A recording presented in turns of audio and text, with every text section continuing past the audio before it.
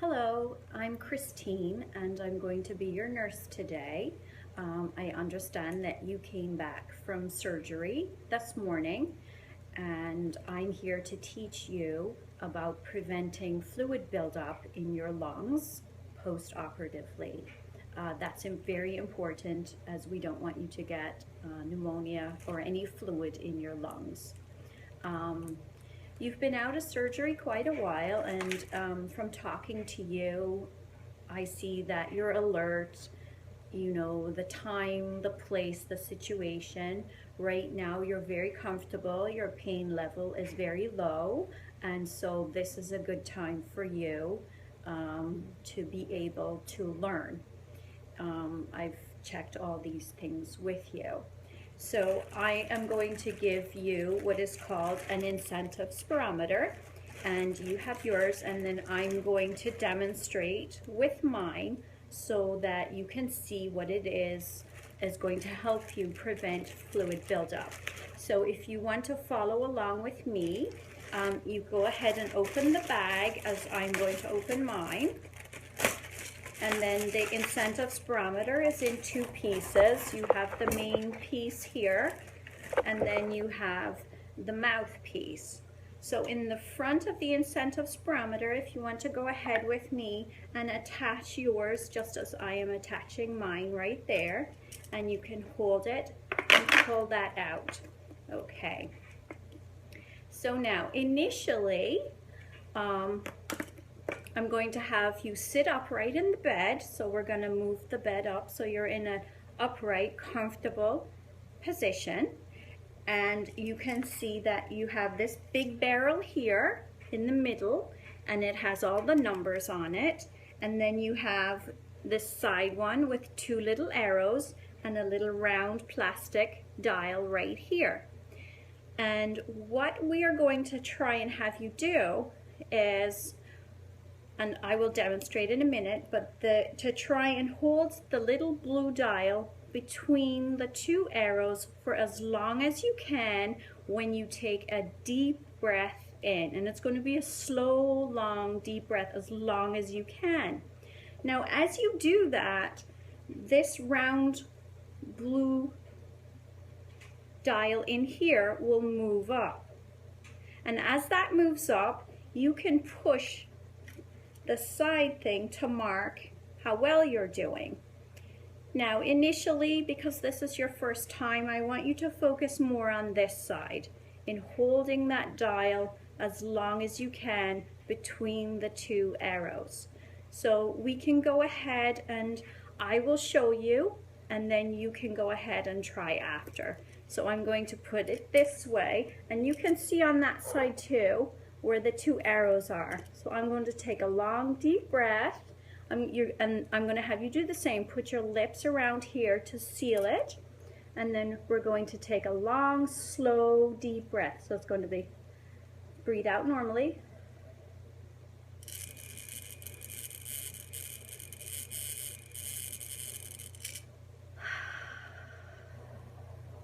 And then you're going to relax for a few normal breaths.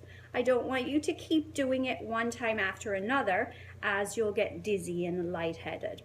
The idea is to do a long, slow breath to really fill up your lungs and stretch your lungs out, which is a good thing. And I'll watch how you do it now to make sure you do the same. So this is very important. So when you do the big deep breath in, it's good afterwards, you know, you suck it in and then hold it for 1, 2, 3. I wasn't doing that because I was talking to you. So you go, and then 1, 2, 3, hold it, and then slowly exhale outwards. Now you're going to find that when you do this and you take these big, long, deep breaths in, for some reason afterwards, it's going to tickle and make you cough. Well, this is actually a really good thing that happens. So I'm going to have a box of tissues here on your tray. And so when you cough, you can cough into the tissue, and anything that comes up, just spit it out into the tissue and throw it in the trash. So that's really good. Now, As far as how many times we like you to do this, it's recommended that you do 10 times per hour. Now, if you're sleeping, that's fine, but while you're awake, and more than 10 is always good, just pick it up and do your big deep breath and follow through with the directions that I gave you, and it's very good for your lungs. And that's really good. Now, just try not to do it consecutively.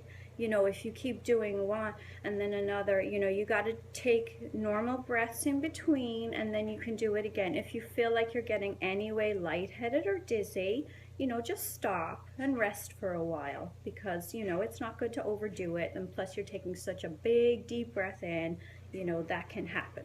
So take your time in between breaths, and do your best with that, at least 10 times per hour, once every 6 minutes, or a few in a row, and then take a little break, and that will be really, really good. So, you know, now is the time I'm going to have you demonstrate for me how to do it, and I'll watch you, and I'll give you any hints or advice, you know, and we'll make sure you have that perfected before I leave. And then, of course, at any time, if you have any questions or are confused, you can just call me and I'll come back in, and that will be good. Now, in your situation, you don't need to have a pillow hold to an incision site like an abdominal or chest surgery, but if you did, you could pull a pillow to that while you do that. But your surgery is your knee, so you're fine. You don't need to hold a pillow for that. Okay, so, and then again, if it falls on the floor, let me know, because I'll get you a new one. And then also, when you go home, you're going to take this home with you.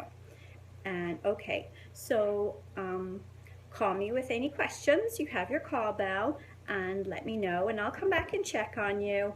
But right now, I'm just going to have you demonstrate back to me. And that's the end of our education for the incentive spirometer.